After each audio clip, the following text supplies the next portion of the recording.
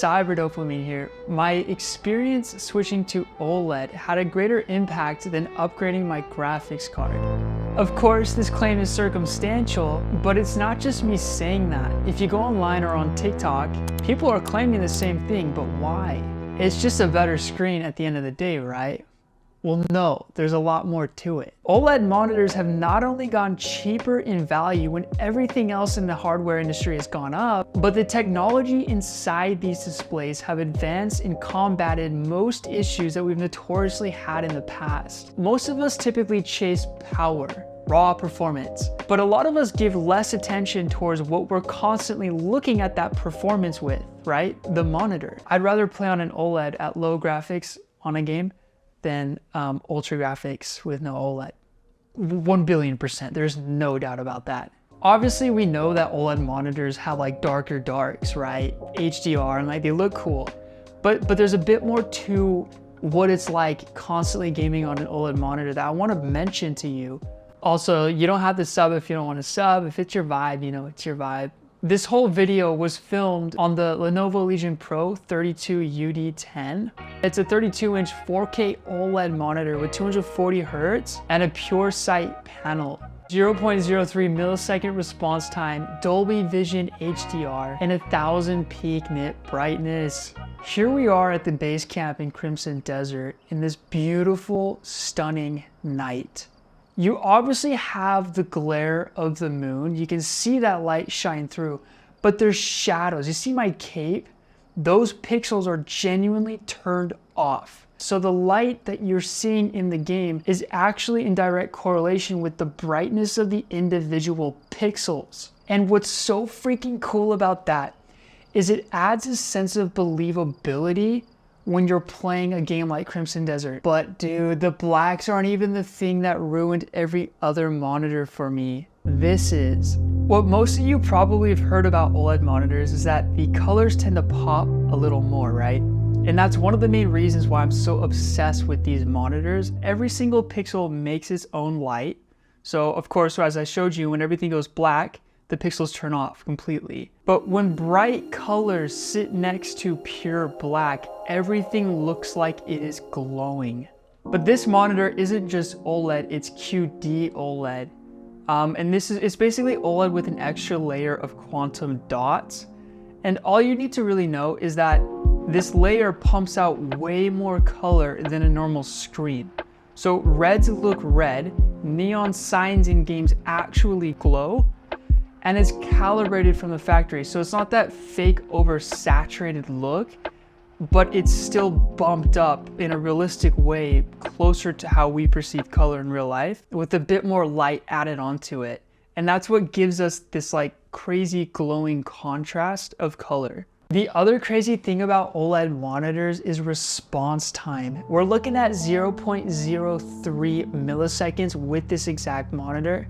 If you look at how when I move around, there's no ghosting whatsoever with the pixels on the monitor. So there's essentially like no motion blur. It feels like glass on a lake in the morning, you know, when there's no waves and you're on like a jet ski or something and it's just like pure glass. That's kind of like what it feels like. All of these newer modern OLED panels have new technologies in them that prevent exactly what you're afraid of. Freaking burn-in, dude. You've got pixel shift, which literally moves the entire picture on your monitor subtly, where you can't even notice it in the real world. Static screen detection. This one's crazy. If you're playing a game and there's HUD, it'll locally dim the parts of the HUD that are stagnant so that you don't get any sort of burn-in.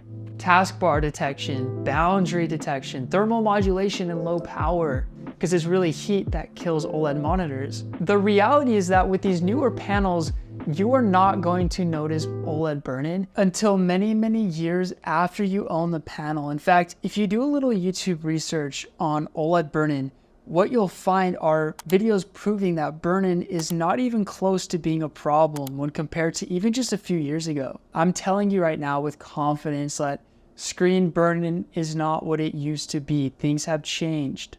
So graphics cards have clearly they've gone up, right? A 5090 is $2,000. A 5080 is $1,000.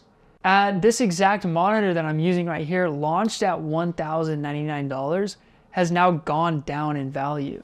I think the reality is that a lot of us, you know, average gamers haven't truly experienced the full potential of OLED because you're not in environments where you can see it a lot.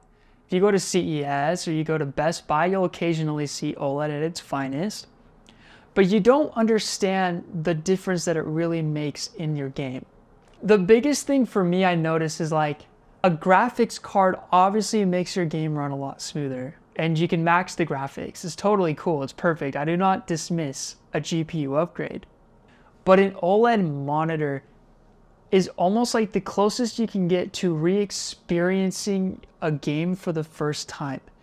It adds a sense of color, contrast, and like this like cool liquid feel to the game, where it is so much more enjoyable and so much more satisfying to play on an OLED monitor, to where when I go back to an IPS screen like on some of these handhelds right here, it genuinely sucks, man. It really hurts. I want to touch on productivity and average daily use real quick. I remember before committing to OLED, people were complaining about like, you know, how the visual pixels would make text look bad. And so then that would make your eyes hurt. And that boils down to pixel density. If you get a monitor with a high enough resolution and you don't see all the little dots when you're reading, that's what's going to prevent your eyes from hurting. But with me, like I use my MacBook Pro for all productivity. I just simply plug it in through here. There's like a little USB port alongside the display port and HDMI. And so I'll be connected to my MacBook Pro and my gaming PC at the same time, and I can switch between the two. But for productivity, like just daily average use, going through YouTube, doom scrolling, freaking whatever, going on Notion. And another cool thing is because it's OLED, like daytime, it's not like you have to constantly put down the blinds in order to get a clear view of what you're seeing. I'm not trying to make you go buy an OLED. I just want you to consider OLED before maybe some other upgrades that you think you need. I'm not saying you don't need a better GPU, but start to look at OLED monitors as an absolutely essential upgrade when it comes to your full-on your desktop setup or your Xbox setup. Doesn't really matter. Me switching to OLED completely changed my experience with gaming for the better. And I didn't know I was missing out on OLED until I finally owned one. And now I'm like, there's no way on planet Earth that I'm going to play a game from here on out on a monitor that is not OLED. Unless I'm stuck at like a friend's house or something. Even then, I'd rather not play on it. But yeah, that's just my 2 cents on OLED. I'm not saying go freaking get one. Just, you know, look at an OLED panel because they're fun. I'd rather play on an OLED at low graphics on a game than ultra graphics with no OLED. 1,000,000,000%. There's no doubt about that. Also, you don't have to sub if you don't want to sub. If it's your vibe, you know, it's your vibe. Cyber Dopamine out.